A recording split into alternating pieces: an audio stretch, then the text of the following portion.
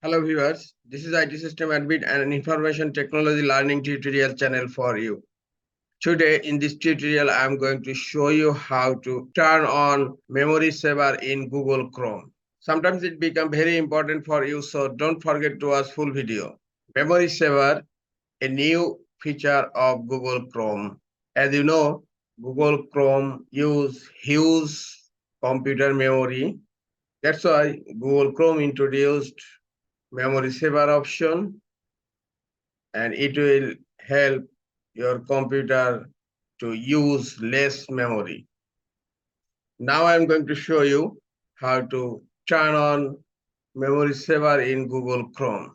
Click on three dot icon on upper right corner.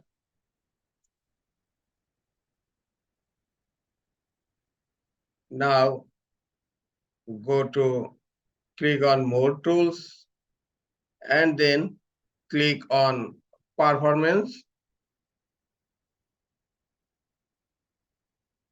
In performance page, you will find memory saver. Look, when on, Chrome frees up memory from inactive tabs. This gives active tabs and other apps more computer resources and keep Chrome faster.